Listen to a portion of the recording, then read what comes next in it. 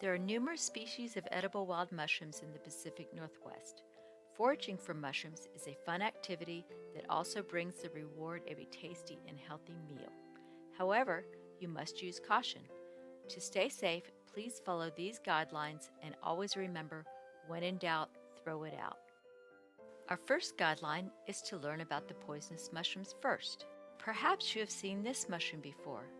The Amanita muscaria is the most commonly photographed mushroom in the world.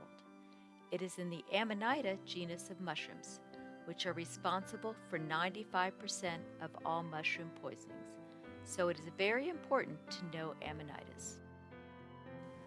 Fortunately, Amanita mushrooms have some very distinctive characteristics.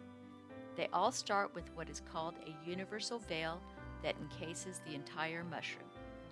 When they first emerge from the ground, they can look similar to a puffball mushroom. Once they start growing, the universal veil breaks apart and can leave a bulbous or sock-like vulva on the bottom of the stem and may also leave warts or patches on the cap. They can also have an annulus or ring that remains from a partial veil that once covered the gills. Not all Amanitas have warts or patches, and some that do will wash away in the rain, so the presence of a vulva is a very important identification feature. CMS always advises beginners to completely dig or pry up mushrooms out of the ground to make sure you can see all of the identifying features. Sometimes the vulva may not be very obvious until it is removed from the soil. There are some edible Amanitas, but with names like Deathcap and Destroying Angel, CMS advises to avoid them all. The deadly Galerina must also be avoided. The general rule there is to avoid all little brown mushrooms, more commonly known as LBMs. Those on the hunt for hallucinogenics should be extremely cautious, as several psilocybin species can easily be confused with poisonous LBM. Next tip is to concentrate on learning a few edible mushrooms very well. There are thousands of mushroom species in the Pacific Northwest, and well over 100 are considered to be edible, so don't overwhelm yourself. Stick to mushrooms that are easy to identify and have no lookalikes. Edible mushrooms that do not have your typical stem and cap structure with gills underneath are a great place to start. For beginners, CMS recommends the brightly colored lobster mushroom, hedgehog mushrooms with their spines or teeth underneath the cap, the cauliflower mushroom, which actually looks more like a pile of pasta noodles to me, the goat's beard that grows on conifers and looks like a cascade of icicles, and finally the pig's ears, which taste similar to a chanterelle. However, chanterelles do have lookalikes and the lilac-shaded pig's ear does not. Of course, we highly recommend that beginners go foraging for mushrooms with an experienced mushroom hunter. If you do not have any mushroom hunting friends, joining your local mushroom club or society is a great option. Most mushroom societies offer mushroom outings called forays throughout the mushrooming season. You will be able to learn from both the foray leader and from more experienced members attending the foray. Forays are fun and provide a safe way to get out into the woods and learn about mushrooms. Tip number 4 is to have 100% confidence in your identification. Make sure a mushroom matches all of the identifying characteristics and be aware of any toxic lookalikes. Having someone double check your ID until you gain more experience is always best. You also need to be careful of where you collect your mushrooms. In the forest, away from all human activity is always best. Beware of any place where chemicals have been sprayed and also avoid busy roadsides. Tip number 6 is to only collect fresh mushrooms. First, before you harvest, make a quick assessment of the condition of the mushroom. Does it look good or is it past its prime? A good test is to squeeze the base of the mushroom to see if it is firm. If it is squishy, that's not a good sign. There are several species of mushrooms that are known for harboring fungal gnats that turn into squiggly little maggots that are quite unappealing. In the beginner category, that includes the lobster mushroom and the pig's ear. You can also dig the mushroom out and slice it open.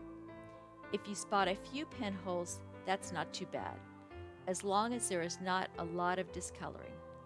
Just be sure to take it home and refrigerate it or dehydrate it right away to stop those fungal gnats from continuing on their trail of destruction.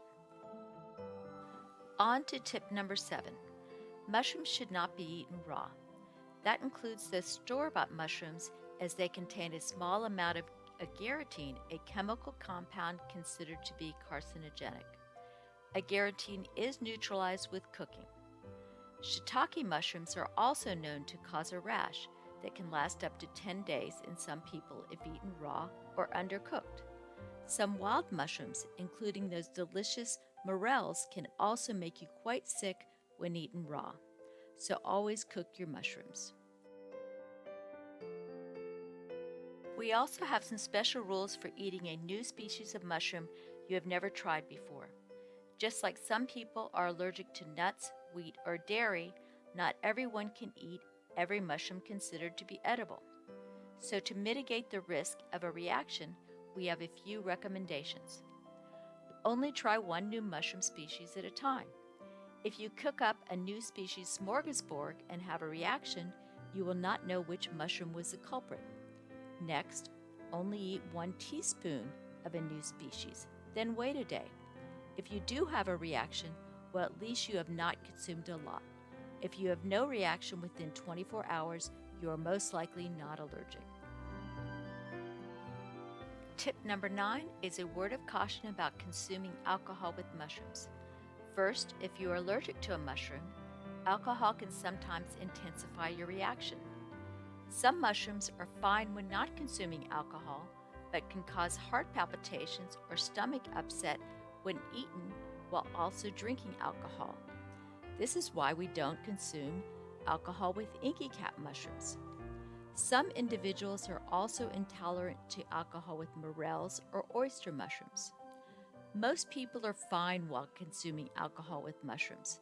Some mycophiles think a fine red wine is a mandatory pairing, but we wanted to make sure you are aware of this uncommon but real concern.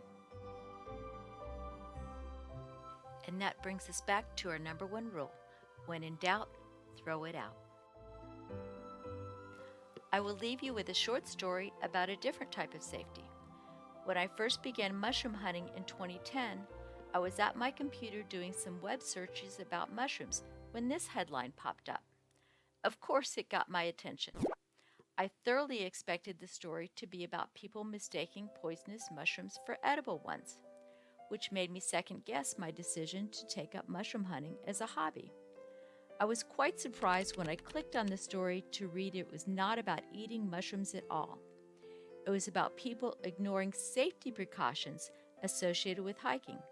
So if being in the woods is new to you, learn some safety basics before you go. Some guidelines that the Cascade Mycological Society recommends are: don't hike alone, take a buddy. Wear bright clothing. Mushroom hunting season overlaps with deer and elk hunting season here in the Pacific Northwest, so don't be mistaken for one. Bring plenty of food and water. Bring a whistle to communicate with your buddy. Bring a fully charged cell phone. Don't go too far off trail or into the woods. And look around for markers to help you make your way back.